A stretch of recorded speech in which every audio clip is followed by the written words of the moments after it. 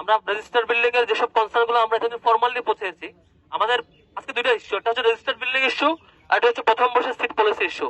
দুটো নিয়েই আমরা আজকে প্রায় 5-6 মাস ধরে টানা চেষ্টা করে ডাকসুর পর থেকে, নির্বাচনের পর থেকে খুব ফর্মালি চেষ্টা করে যাচ্ছি যাতে করে একটা পার্মানেন্ট সলিউশনে যাওয়া যায়।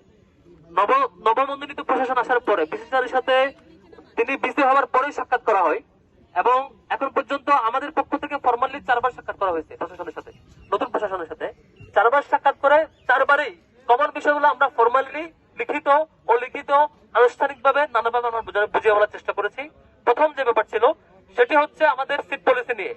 এখন পর্যন্ত বিশ্ববিদ্যালয়ে ক্লাস শুরু হওয়ার পরে শিক্ষার্থী কোথায় থাকবে তার ব্যাপারে ইউনিভার্সিটি কোনো ক্লিয়ার ইনস্ট্রাকশন নাই। যেখানে আমরা দেখেছি যে মাস্টার শেষ হয়ে যাওয়ার পরও থাকবার প্রবণতা বেড়ে যাচ্ছে, যেটা আগস্টের পর্ব আমরা দেখি নাই। আগস্টের পর্ব আমরা ছিল যে শিক্ষার্থীরাই 16-17 সেশন, 17-18 সেশন কিংবা তার উপরে সিরিয়াল সেশনরা তারা নিজেরাই উদ্যোগ নিয়ে আনুষ্ঠানিকভাবে বের হয়ে গিয়েছে, প্রশাসন এখানে কোঅপারেট করেছে। আর এখন আমরা লক্ষ্য করছি তাদেরকে রেখে দেওয়ার প্রবণতা এবং প্রথম বর্ষকে সিট না দিয়ে দীর্ঘায়িত করার প্রবণতা লক্ষ্য করছি। আমরা বলেছিলাম খুবই ক্লিয়ার কথা, দুইটার কোনো একটা আপনাকে করতে হবে। হয় প্রথম বর্ষকে যাদেরকে সিট দেবেন সিট দেওয়ার নিশ্চিত করতে হবে, যাদেরকে সিট দিতে পারবেন না তাদেরকে আবাসনের খরচ বাবদ শিক্ষাবৃত্তি দিতে হবে। আবাসনের খরচ বাবদ যদি তাদের সিট দ্বারা শিক্ষাবৃত্তি দিতে না পারেন তাহলে তার ক্লাস শুরু করার অথরিটি আপনার নাই।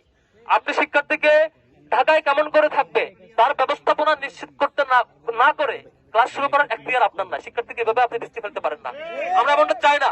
আমাদের ছোট ভাইয়েরা রংপুর থেকে আসবে, কক্সবাজার থেকে আসবে, দেশের একদম নানা প্রান্ত থেকে এসে এখানে যখন তারা কোথায় থাকবে জানা না, শিক্ষার্থীরা শিক্ষক তুল্য অভিভাবক, তারা যখন বিপরীতে তাদের নিয়ে চিন্তা না করে 5-6 সেশন, 1-2 সেশন, 8-9 সেশনের শিক্ষার্থীদেরকে একটা দলের কাদের বাহিনী হয়ে করে তাদেরকে সিট দিয়ে দেয়, খুবই লজ্জাজনক ব্যাপার এটা। আমরা এভাবে রাস্তায় নামতে চাই নাই। আমরা মনে করেছিলাম ক্লাস শুরু হওয়ার আগে একটা স্বাভাবিকভাবে সমাধান আসবে। বিসি স্যারকে আমরা 2 সপ্তাহ আগেও, 1 সপ্তাহ আগেও, তার আগে 3 সপ্তাহ আগেও তার সাথে সাক্ষাৎ করে জানাইছি স্যার দ্রুত সমাধান করেন। স্যার আমাদেরকে বারবার বলেছেন বাবা এটা নিয়ে আমরা চেষ্টা করছি, আমরা দ্রুত একটা পরিস্থিতি আসবো। স্যার আমাকে মৌখিকভাবে এমনও বলেছেন যে আমরা খুব দ্রুত সিট পরিস্থিতি আসছি, পলিসি অ্যানাউন্স করবো এবং এটা সফটওয়্যারে নিয়ে আসবো। এখন পর্যন্ত এইটা নিয়ে বিশ্ববিদ্যালয়ের কোনো মিটিং এ কোনো কমিটিও হয় নাই, কোনো কাজও হয় না, কোনো পরিকল্পনা হয় না এখন পর্যন্ত। আজকে বিপরীতে আমরা দেখছি আমাদের ছোট ভাইরা ঢাকায় কোথায় থাকবে জানে না। আবার লজ্জাজনক ব্যাপার হচ্ছে একটা পলিটিক্যাল ছাত্র সংগঠন যারা এখন ক্ষমতার অংশ মনে করে নিজেদেরকে, তারা দেখতে পাচ্ছে এই শিক্ষার্থীদের দুর্বলতাকে সুযোগ করে তারা 90-এর ডাকসুর উপরে যেমন করে গণরুম ফিরিয়ে নিয়ে আসছিল, আবারও সেম প্রবণতা তারা দেখছি।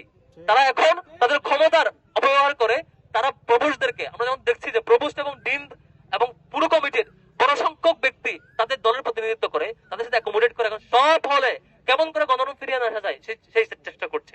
তো সামগ্রিক এই সংকটে আজকে আমরা বিশ্ববিদ্যালয়কে ক্লিয়ার বলবো যে আমাদের আগামী 25 তারিখের মধ্যে, আমরা সাক্ষাতে সরাসরি বলবো, আগামী 25 তারিখের মধ্যে সিট পলিসি চূড়ান্তকরণ সহ এবং তাদেরকে সিট দিতে পারবে না যদি সংকট থেকে থাকে তাদেরকে কেমন করে অ্যাকোমোডেট করবে, আবাসন ভাতা বা শিক্ষাবৃত্তি দেওয়া, এই সামগ্রিক ব্যাপারগুলো নিশ্চিত করতে হবে।